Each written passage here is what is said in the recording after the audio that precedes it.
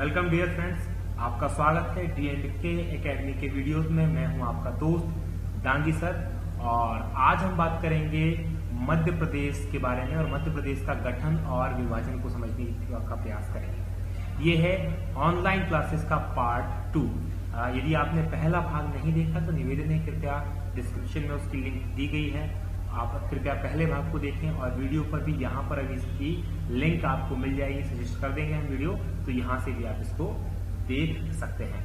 चलिए शुरू करने से पहले एक छोटा सा निवेदन, यदि आपने हमारे चैनल को सब्सक्राइब नहीं किया तो प्लीज अगर आप कंप्यूटर से चला रहे हैं तो इस बटन पर आप क्लिक करके हमारे चैनल को सब्सक्राइब कर लें, या आप मोबाइल में हमारा वीडियो देख रहे हैं तो नीचे की तरफ जहाँ चैनल का नाम लिखा है वहाँ हमारा सब्सक्राइब लिखा होगा मोबाइल में, वहां पर जाकर आप सब्सक्राइब कर लें। उससे फायदा ये होगा कि जो भी नए वीडियो हम अपलोड करेंगे वो आपको इजीली मिल जाएंगे और आपको आगे भी इन वीडियोस को सर्च करने में प्रॉब्लम नहीं होगी। यदि किसी तरह की कोई समस्या, कुछ क्वेरी है या कुछ और जानना चाहते तो आप प्लीज कमेंट करें और वीडियो पसंद आए तो नीचे लाइक जरूर करें और अपने दोस्तों के साथ शेयर करें। इस वीडियो को जरूर आपके दोस्तों के साथ इसको आप शेयर कीजिए। चलिए एक और जो हमने नया प्रयास किया है वो MPPSC के लिए हमारे द्वारा एक नई वेबसाइट तैयार की गई है जिसका नाम है www.dkmppsc.com। ये अभी प्रारंभ की जा रही, बहुत इनिशियल स्टेट में है। आप जाकर यहाँ पर MPPSC से संबंधित बहुत सारी जानकारी प्राप्त कर सकते हैं। इसके साथ ही हमने 2 कोर्स प्रारंभ किए हैं।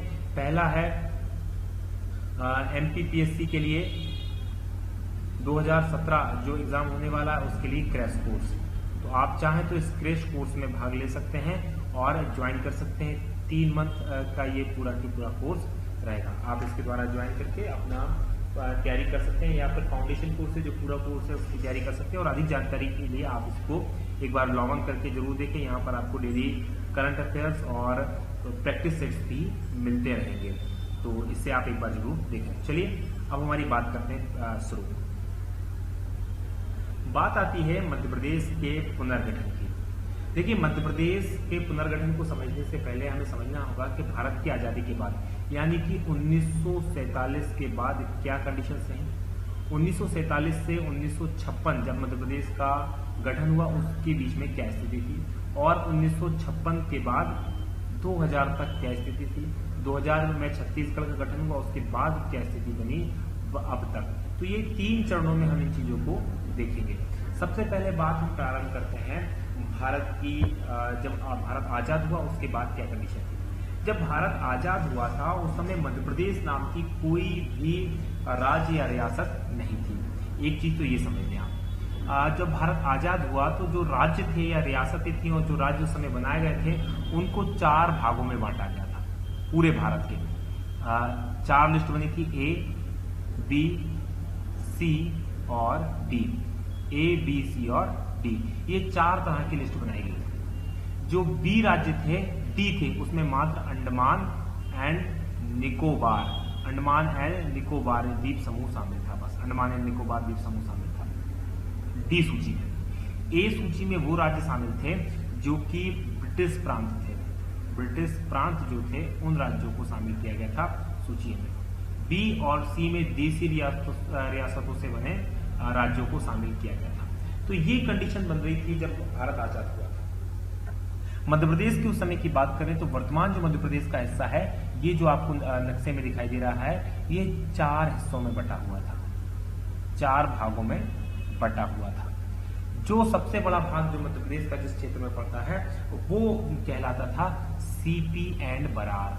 CP एंड बरार, ये देख लें। CP का मतलब central province, central province, and Berar नामक एक प्रांत हुआ करता था।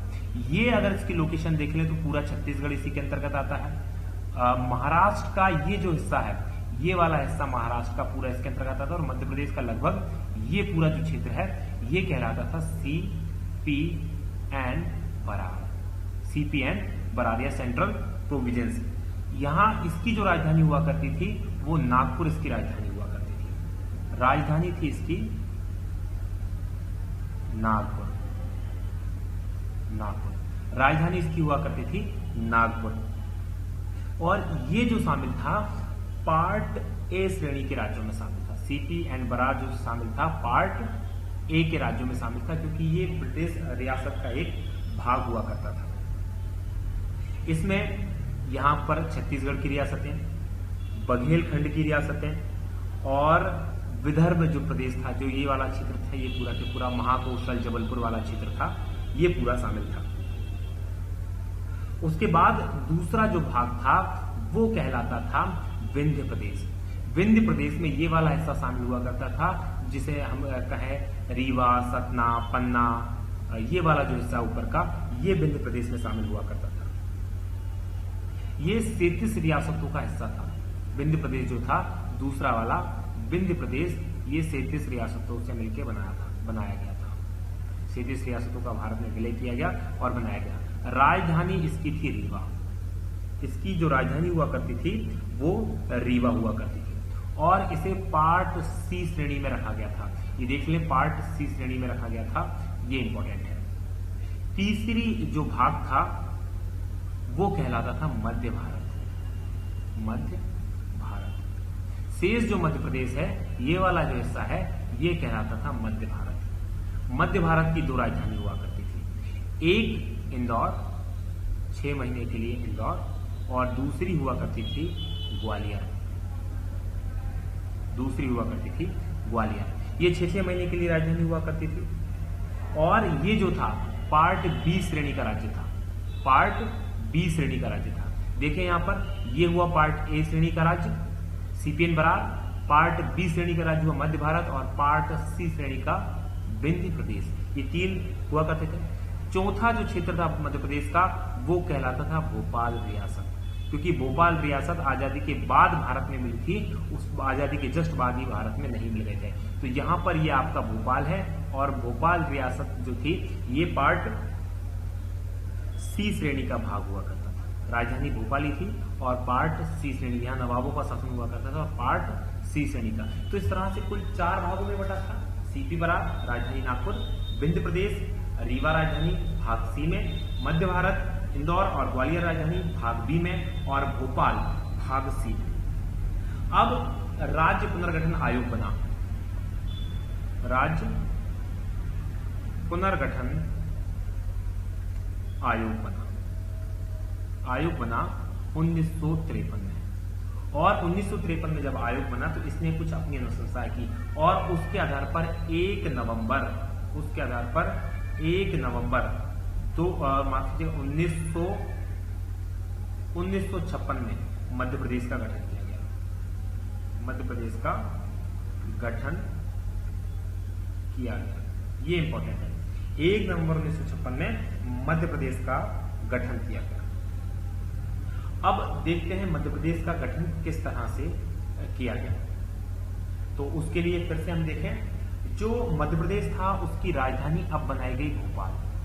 यहां पर भोपाल है, लेकिन ये भोपाल अभी भी जिला नहीं बना था, ये तहसील थी। प्रशासनिक दृष्टि से देखें, राजधानी थी लेकिन तहसील थी सीहोर की। सीहोर की तहसील हुआ करती थी। अब जब ये बनाया गया था, इस समय कुल 43 जिले शामिल थे। मध्य प्रदेश में कुल 43 जिले इसमें शामिल हुआ करते थे। जो महाराष्ट्र का भाग है, आज जो इस नक्शे में महाराष्ट्र का भाग दिखाई दे रहा है, इसके कुछ जिले थे जो कि पार्ट ए राज्य में शामिल थे, यानी कि सीपी एंड बरार में शामिल थे, उनको वापस महाराष्ट्र को दे दिया गया। कौन कौन से जिले थे उनको देखें तो वो थे अकोला, अमरावती,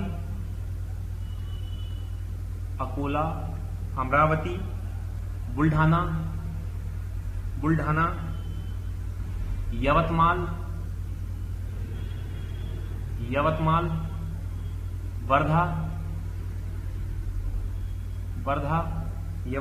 वर्धा,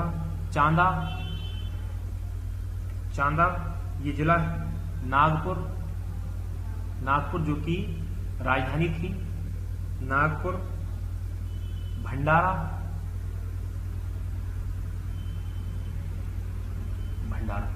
ये जो थे, इन जिलों को तत्कालीन उस समय का मुंबई राज्य हुआ करता था, महाराष्ट्र या गुजरात उसका नाम नहीं था, गुजरात और महाराष्ट्र मिला के जो बनता था बंबई राज्य बनता था, उसको दे दिया गया। बाकी जो पूरा शेष क्षेत्र था पूरा छत्तीसगढ़, और इन जिलों को ये यहां से निकालते हुए ये सारे जिले दे दिए गए महाराष्ट्र में, और बाकी शेष क्षेत्र मिला लिया गया मध्य प्रदेश में। दूसरा देखें, यहां पर है मंदसौर। मंदसौर के पास एक जगह का नाम है सुनेल टप्पा। सुनेल टप्पा, सुनेल टप्पा में जो भानपुरा तहसील थी, मंदसौर जिले की भानपुरा तहसील, उसमें सुनील टप्पा को तो मध्य प्रदेश में मिला लिया, बाकी भानपुरा तहसील जो सुनील टप्पा था उसको राजस्थान को दे दिया, माफ कीजिएगा, और बाकी पूरा जो था पूरा के पूरा क्षेत्र मध्य प्रदेश में मिला लिया। तो सुनील टप्पा चला गया राजस्थान के अंदर।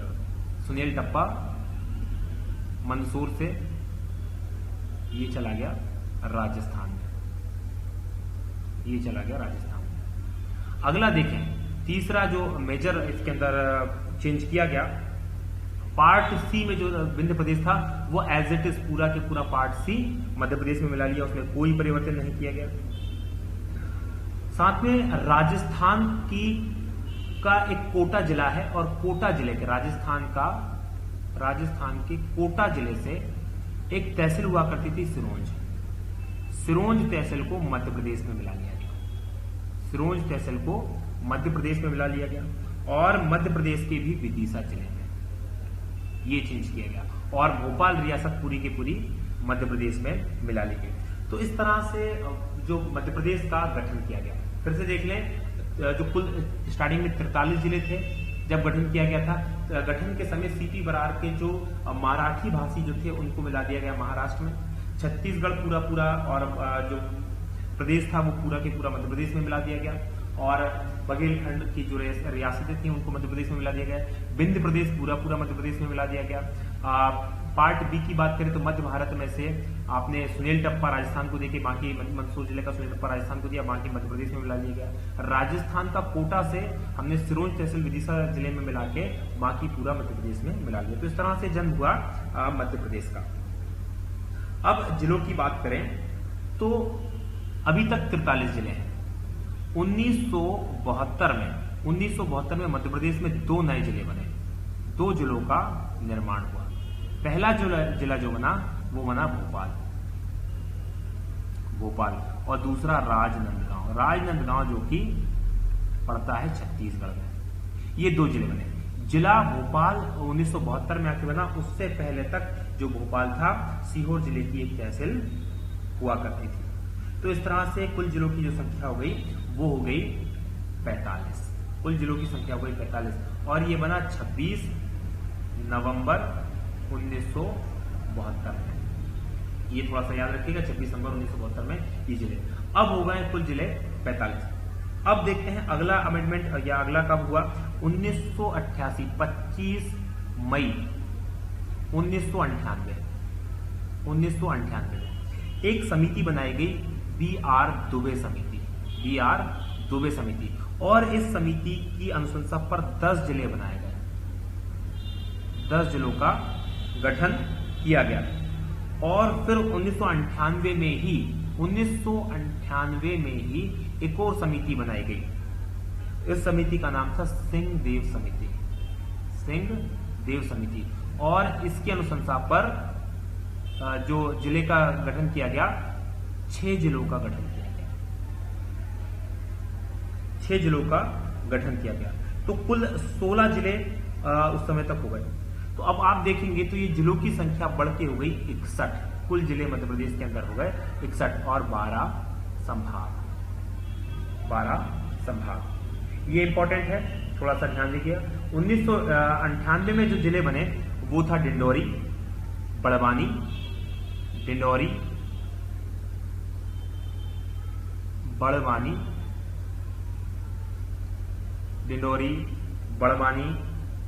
नीमच, कटनी, श्योपुर और उमरिया। ये 1998 में जिले बने। अब आप समझ साहब 16 जिले बने थे, लेकिन अधिकतर जो जिले थे वो छत्तीसगढ़ के थे, और छत्तीसगढ़ में मिल गए थे। और ये जो मध्य प्रदेश था उस समय क्षेत्रफल की दृष्टि से भारत का नंबर 1 का राज्य था।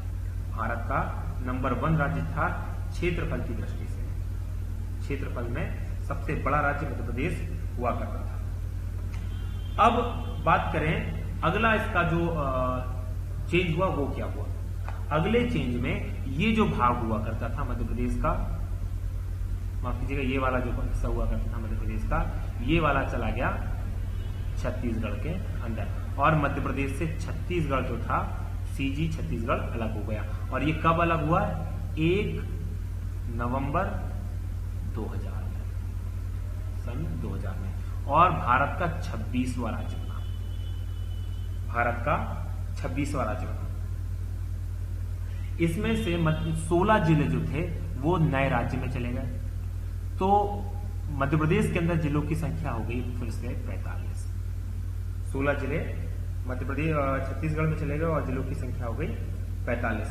और 9 संभाग रहे मध्य प्रदेश के अंदर, 9 संभाग रहे। फिर 15 अगस्त 2003 को 3 नए जिले बने। 15 अगस्त 2003 की बात करें तो 2003 को 3 नए जिले बने। पहला बना बुरहानपुर, ये बना खंडवा से। दूसरा बना अशोकनगर, ये बना अशोकनगर गुना से। और तीसरा बना अनूपपुर, और ये बना शहडोल से। ये 2003 की बात है। फिर एक और फिर जिले बने 2006 में, माफ कीजिएगा 2008 में। 2008 में जिला बना अलीराजपुर,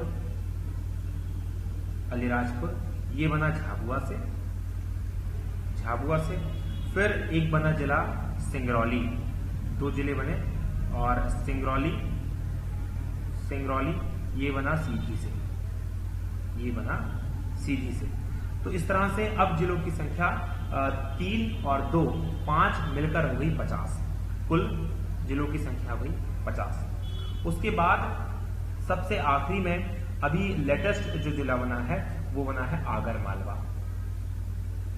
मध्य प्रदेश का सबसे लेटेस्ट जिला बना है आगर मालवा, और ये बना 2013 में।